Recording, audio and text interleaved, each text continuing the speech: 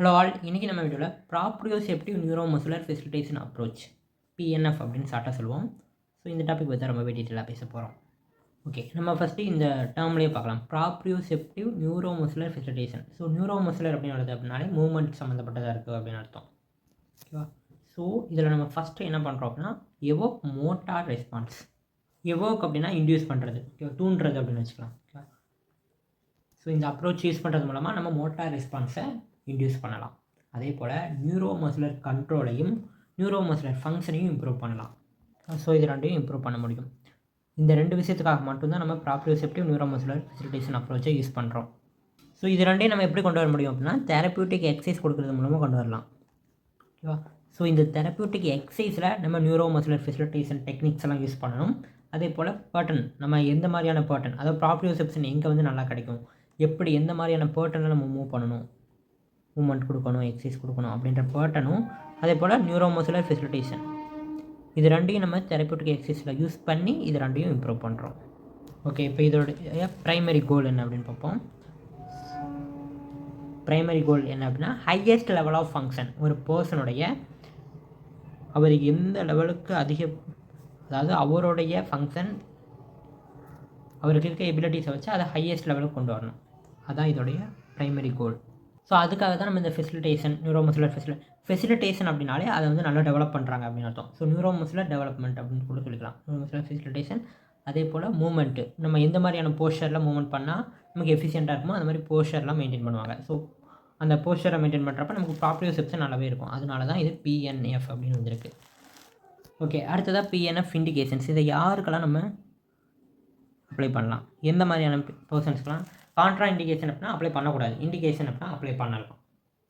So இது யாருக்கெல்லாம் use பண்ணுறோம் அப்படின்னா சீக்வேலை அப்படின்னாலே நமக்கு ஒரு டிசீஸ் வந்துட்டு போனதுக்கப்புறம் வரக்கூடிய பிரச்சனைகள். ஓகேவா? ஸோ எந்த டிசீஸ்லாம் வந்துட்டு போனதுக்கப்புறம் நம்ம இந்த வந்து யூஸ் பண்ணுறோம் அப்படின்னா பார்க்கின்சன் வந்துட்டு போனதுக்கப்புறம் அவங்களுக்கு மூவ்மெண்ட்டில் பிரச்சனை இருக்கும் இல்லையா? ஸோ அப்போ நம்ம இந்த பிஎன்எஃப் யூஸ் பண்ணுவோம்.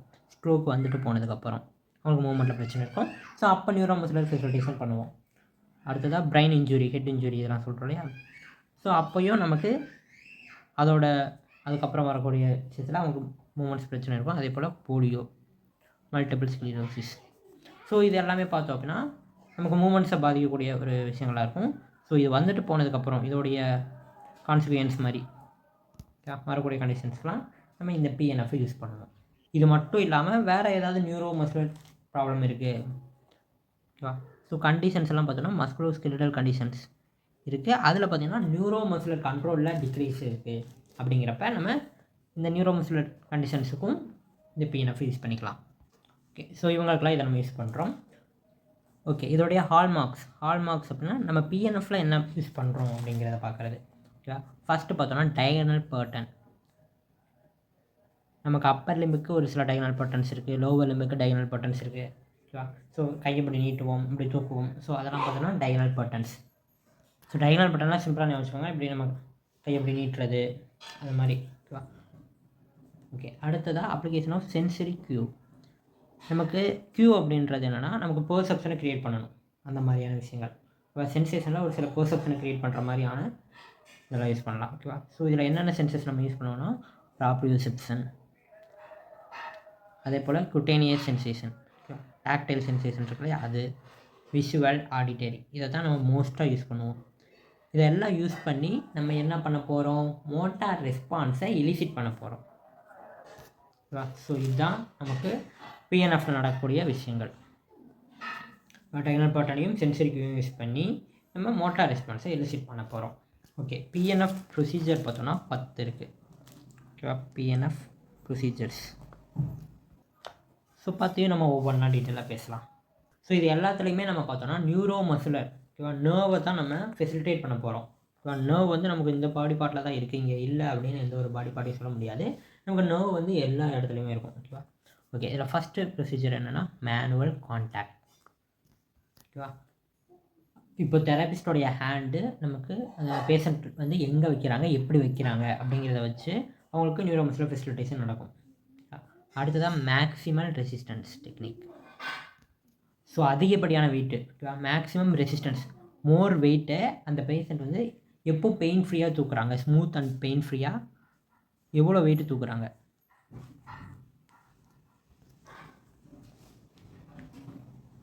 ஸோ இதை பார்க்கணும். அடுத்ததாக position of the therapist. Okay, இதெல்லாம் நீங்கள் நல்லா நோட் பண்ணிக்கணும். ஸோ ப்ரொசீஜர் அப்படின்னாலே நம்ம ஃபாலோ பண்ண வேண்டியது. ஃபஸ்ட்டு மேனுவல் கான்டாக்ட், நம்ம எங்கே எப்படி ஹேண்ட் ப்ளேஸ் பண்ணுறோம் அப்படிங்கிறது ரொம்ப முக்கியம்.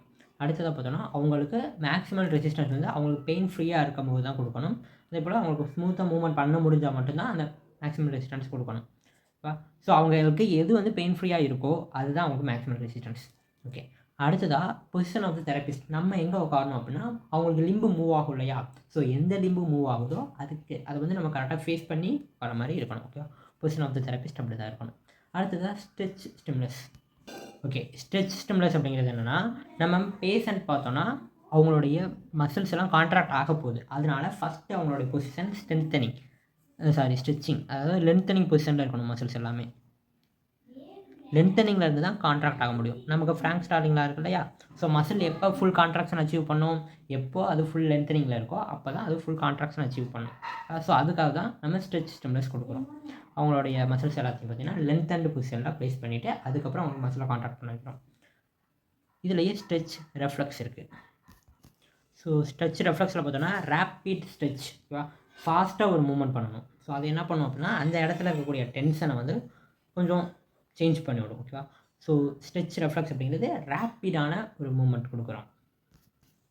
ஓகே, அடுத்ததாக பார்த்தோன்னா நார்மல் டைமிங்.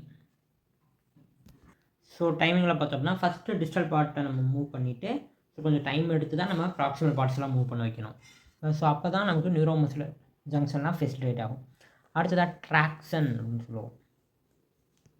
ஸோ ட்ராக்ஷன் அப்படிங்கிறத நீங்கள் டிஸ்ட்ராக்ஷன் அப்படின்னு கூட ஞாபகம். ஓகேவா, ஜாயிண்ட் சர்ஃபேஸை நம்ம கொஞ்சம் டிஸ்ட்ராக்ட் பண்ணி வைக்கிறோம். ஸோ ஜாயிண்ட் சர்ஃபேஸை டிஸ்ட்ராக்ட் பண்ணி வச்சா என்ன பண்ணும் அப்படின்னா அது பெயினை கொஞ்சம் இன்ஹிபிட் பண்ணும், மூவ்மெண்ட்டை கொஞ்சம் ஃபெசிலிட்டேட் பண்ணும். ஓகேவா, ஜாயிண்ட் சர்ஃபேஸை நம்ம டிஸ்ட்ராக்ஷன் பண்ணி வைக்கிறோம், செப்பரேட் பண்ணி வைக்கிறோம் அப்படிங்கிறப்ப அது ரெண்டு விஷயம் பண்ணுது. ஒன்று பெயினை இன்ஹிபிட் பண்ணுது, இன்னொன்று மூவ்மெண்ட்டை ஃபெசிலிட்டேட் பண்ணுது. ஓகேவா, ஸோ அதனால் இந்த ப்ரொசீஜரையும் நம்ம பண்ணுறோம். ஓகே, அடுத்ததாக அப்ராக்சிமேஷன் அப்படின்னா நம்ம ஜென்டலாக கம்ப்ரெஷன் கொடுக்குறோம் ஜாயிண்ட் சர்ஃபேஸில். ஸோ ட்ராக்ஷன் என்ன பண்ணோம், லைட்டாக செப்பரேட் பண்ணி விட்டோம். இங்கே என்ன பண்ணுறோம், ஜென்டலாக அப்படியே ஒன்று சேர்க்குறோம், கம்ப்ரெஸ் பண்ணுறோம். ரெண்டுமே ஜாயிண்ட் சர்ஃபேஸ் தான். ஸோ ஜாயிண்ட் சர்ஃபேஸை கம்ப்ரெஸ் பண்ணும்போது இது என்னென்ன பண்ணும் அப்படின்னு பார்த்தோன்னா கோ கான்ட்ராக்ஷனை ஸ்டிமுலேட் பண்ணும். கோ கான்ட்ராக்ஷனை வேறு ஒன்றும் இல்லை, நமக்கு போத் அகோனிஸ்ட் அண்ட் ஆன்டகோனிஸ்ட் ரெண்டு பேருமே சேர்ந்து ஒர்க் பண்ணுறாங்க அப்படின்னா அதான் கோ கான்ட்ராக்ஷன் அப்படின்னு சொல்லுவோம். ஸோ நம்ம ஜென்டலாக கம்ப்ரெஷன் கொடுக்கும்போது நமக்கு கோ கான்ட்ராக்ஷன் ஸ்டிமுலேட் ஆகுது. ஸோ அதனால் நியூரோமஸ்குலர் ஃபெசிலிட்டேஷன் நடக்குது. அடுத்ததாக வெர்பல் கமெண்ட்ஸ். இதில் நியூரோ அப்படின்னு வந்துருச்சு இல்லையா, ஸோ பிரெயின் அப்படின்றதுனால நமக்கு நம்ம பிரெயின் என்ன சொல்லுதோ அதைத்தான் நர்வ்ஸ் சொல்லும். ஓகேவா, ஸோ நமக்கு கமெண்ட்ஸ் மூலமாக கூட நம்மளுடைய இதை வந்து நம்மளுடைய நியூரோமஸ்குலர் ஃபெசிலிட்டேஷன் பண்ண முடியும். அதே போல் விசுவல் சென்சேஷன் மூலமாக. ஸோ இது ரெண்டையும் யூஸ் பண்ணி நம்ம மோட்டார் ரெஸ்பான்ஸை இன்க்ரீஸ் பண்ணுறோம். வெர்பல் கமெண்ட்ஸ் எக்ஸாம்பிள் பார்த்தோன்னா இப்போ டோன்ஸ், ஒரு ஃபஸ்ட்டு பார்த்தோன்னா வால்யூம் கம்மியாக வச்சு ஒரு மூவ்மெண்ட் பண்ண வைக்கிறோம். வால்யூம் அதிகப்படுத்தணும் அப்படின்னா அவர் இன்னும் கொஞ்சம் எஃபிஷியண்ட்டாக ஒர்க் பண்ணுற ட்ரை பண்ணுவார். ஓகேவா, ஸோ இந்த ஆடிட்டரி சிக்னல்ஸ் பார்த்தோன்னா அவருக்கு வேறு மாதிரி மோட்டார் ரெஸ்பான்ஸ் கொடுக்குது. அதே போல் விஷுவல் ரெஸ்பான்ஸும் மூமெண்ட்ஸுக்கு ஹெல்ப் பண்ணும். ஓகே, இப்போ நம்ம யூஸ் பண்ணக்கூடிய டெக்னிக்ஸ். இப்போ நம்ம பேசிக் ப்ரொசீஜர்லாம் பார்த்தோம். இப்போ டெக்னிக்ஸ்னு பார்த்தோன்னா மூணு டெக்னிக்ஸ் தான் இருக்குது. ஃபஸ்ட்டு டெக்னிக் பார்த்தோம்னா ஸ்ட்ரென்த் அண்ட் என்டியூரன்ஸ் டெவலப் பண்ணுறதுக்காக ஃபஸ்ட் டெக்னிக். அடுத்ததாக ஸ்டெபிலிட்டி அண்ட் கண்ட்ரோலை டெவலப் பண்ணுறதுக்காக செகண்ட் டெக்னிக். அடுத்ததாக ஸ்ட்ரெச்சிங். ஸோ நம்ம தனியாக அவங்களோட ஸ்ட்ரெச்சிங், ஆக்டிவாக எந்த ஒரு ஸ்ட்ரெச்சும் பண்ணாமல் பேசிவ் ஸ்ட்ரெச்சிங்லேயே ஒரு சில எக்ஸசைஸ் பண்ணுவோம். ஓகேவா, ஸோ இந்த மாதிரி 3 டெக்னிக்ஸ் இருக்குது. ஸோ இதில் ஃபஸ்ட்டு ஸ்ட்ரென்த் அண்ட் என்டியூரன்ஸை டெவலப் பண்ணக்கூடிய டெக்னிக்ஸ் என்னென்ன அப்படிங்கிறத பார்க்கலாம். ஓகே, இதில் ஃபஸ்ட்டு பார்த்தோன்னா ரிப்பீட்டட் கான்ட்ராக்ஷன். திரும்ப கான்ட்ராக்ட் பண்ணிகிட்டே இருந்தோம் அப்படின்னா ஸ்ட்ரென்த்தன் ஆகும். இதுக்கு நீங்கள் சிம்பிளாக இதை ஞாபகம் அப்படின்னா டம்பிள்ஸ் எடுக்கிறத ஞாபகம். டம்பிள்ஸ் எடுக்கும்போது நமக்கு ஸ்ட்ரென்த்தனிங் ஆகும்ல. ஸோ ஏன் ஸ்ட்ரென்த்தனிங் ஆகுது, ஃபஸ்ட் நாள் கொஞ்சம் நேரம் பண்ணுவோம், அடுத்த நாள் இன்னும் டைம் இன்க்ரீஸ் ஆகும். ஸோ என்டியூரன்ஸும் டெவலப் ஆகுது. ஏன் டெவலப் ஆகுது, நம்ம ரிப்பீட்டட் கான்ட்ராக்ஷன் பண்ணுறோம், அதனால தான் நமக்கு ஸ்ட்ரென்த்தனிங் அண்ட் என்டியூரன்ஸ் டெவலப் ஆகுது. அடுத்ததாக hold relax active motion. So ரிப்பீட்டடாக கான்ட்ராக்ட் பண்ணுறோம் அப்படின்றதுக்காக நம்ம பாட்டில் வச்சு கண்டமேரி பண்ணிட்டு இருக்கக்கூடாது. ஓகேவா, ஹோல்ட் பண்ணி ரிலாக்ஸ்டாக ஆக்டிவாக அந்த மூமெண்ட்டை கொண்டு போகணும். ஓகேவா, ஸோ பிடிச்சிட்டு நம்ம பாட்டில் ஆட்டிகிட்டு இருக்கக்கூடாது. ஓகேவா, ஸோ ரிப்பீட்டட் கான்ட்ராக்ட் ஆனாலும் நம்ம ரிலாக்ஸ்டாக ஆக்டிவாக அந்த மூமெண்ட்டில் கான்சன்ட்ரேட் பண்ணணும். அதே போல் இனிஷியேஷன் பார்த்தோன்னா ஒரே மாதிரி, ஓகேவா. ஸோ டைமிங் வேரியேஷன்ஸ் பார்த்தோன்னா ரொம்ப டிஃப்ரெண்ட்ஸாக இருக்கக்கூடாது, ரிதமிக்காக இருக்கணும். அதே போல் காம்பினேஷன் ஆஃப் ஐசோடோனிக் அப்படின்னா டோன் ஒரே மாதிரி வச்சு மெயின்டைன் பண்ணணும், அப்போ தான் ஸ்ட்ரென்தனிங் நடக்கும். டோனை நம்ம அடிக்கடி சேஞ்ச் பண்ணிகிட்டே இருக்கோம் அப்படிங்கிறப்ப ஸ்ட்ரென்தனிங் அவ்வளோ எஃபிஷியண்ட்டாக இருக்காது. ஓகே, இதெல்லாம் நம்ம ஸ்ட்ரென்தனிங் அண்ட் என்டியூரன்ஸ்க்காக பண்ணக்கூடிய டெக்னிக்ஸ்.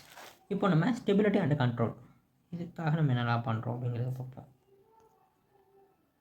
ஸோ இங்கே பார்த்துட்டோம் ஸ்டெபிலிட்டி அண்ட் கண்ட்ரோல். ஸோ சிம்பிளாக யோசிச்சுங்க, ஸ்டெபிலிட்டி கண்ட்ரோலை கொண்டு வரணும் அப்படின்னா நம்ம எல்லாத்தையும் ஸ்லோவாக பண்ணணும், ஓகேவா. ஸோ அதுக்காக என்ன பண்ணலாம்னா ஸ்லோ ரிவர்சல், அவரை மெதுவாக தலைகீழாக கொண்டு வரலாம், ஓகேவா. ஸோ அடுத்ததாக தலைகீழாக நிற்க வச்சு, ஸ்லோவாக தலைகீழாக நிற்க வச்சு ஹோல்டு பண்ண வைக்கலாம், ஓகேவா. தலைகீழாகவே நிற்க வைக்கலாம். அடுத்ததாக நம்ம ஸ்டெபிலைசிங் ரிவர்சல், ஸோ தலைகீழாக நிற்க வச்சு கொஞ்ச நேரம் ஸ்டெபிலைஸ் பண்ணி வைக்கலாம். ஸோ இப்படிலாம் பண்ணும்போது அவங்களுக்கு ஸ்டெபிலிட்டி அண்ட் கண்ட்ரோல் பார்த்தோன்னா கொஞ்சம் இம்ப்ரூவ் ஆகும். ஸோ அங்கே இருக்கக்கூடிய ஃபைபர்ஸ், மசில் ஃபைபர்ஸ்லாம் பார்த்தோன்னா இன்ட்ராக்ஷன் அதிகமாக இருக்கும். ஓகே, அடுத்ததாக passive stretching techniques. Okay, so இதில் என்னென்ன நம்ம பண்ணலாம்னா நம்ம பேசிவாக கான்ட்ராக்ட் பண்ணி ரிலாக்ஸ் பண்ண வைக்கலாம். எந்த மசிலில் நம்ம நியூரோ மசில் ஃபெசிலிட்டேஷன் பண்ணணுமோ ஸோ அங்கே பார்த்தீங்கன்னா கான்ட்ராக்ட் பண்ணி ரிலாக்ஸ் பண்ணலாம். அடுத்ததாக ஹோல்டு பண்ணி ரிலாக்ஸ் பண்ணலாம். கான்ட்ராக்ட் பண்ணி அப்படியே ஹோல்ட் பண்ணிவிட்டு கொஞ்ச நேரம் கழிச்சு ரிலாக்ஸ் பண்ணலாம். அதே போல் ரிலாக்ஸ்லேயே ஹோல்டு பண்ணிவிட்டு அதுக்கப்புறம் கான்ட்ராக்ட் பண்ணலாம். ஹோல்டு ரிலாக்ஸ் பண்ணிவிட்டு அகோனிஸ்ட்டாக கான்ட்ராக்ட் பண்ணலாம். ஸோ இதெல்லாம் பார்த்தோன்னா பேசிவ் ஸ்ட்ரெச்சிங் அப்படின்னு சொல்லுவோம். ஸோ இதுவும் நமக்கு நியூரோ மசில் ஃபெசிலிட்டேஷனை என்ஹான்ஸ் பண்ணும். ஓகே, இதில் பார்த்தோன்னா டயகனல் அப்படின்னு சொன்னோம் இல்லையா. ஸோ டயகனல் அப்படின்னாலே கிராஸாக வர்றது, ஓகேவா. ஸோ நம்ம நிறைய மூமெண்ட்ஸ் ரைட் ஹேண்டை வச்சு லெஃப்ட் லெக்கு தொடுறது, ஸோ இந்த மாதிரி டயகனல் மூமெண்ட்ஸ் எல்லாம் நிறையா பண்ணி டயகனல் பேட்டர்ன்ஸை டெவலப் பண்ணலாம். ஓகே கேஸ், அவ்வளோதான் பிஎன்எஃப். இன்றைக்கி நம்ம பிஎன்எஃப்னா என்ன, பிஎன்எஃப் நம்ம எந்த கண்டிஷன்ஸ்லாம் யூஸ் பண்ணுவோம், பிஎன்எஃப்ல என்னென்ன ப்ரொசீஜர் இருக்குது, என்னென்ன டெக்னிக் இருக்குது, இதெல்லாம் ரொம்ப டீட்டெயிலாக பேசுவோம் கைஸ். ஸோ தேங்க்ஸ் ஃபார் வாட்சிங், டாட்டா.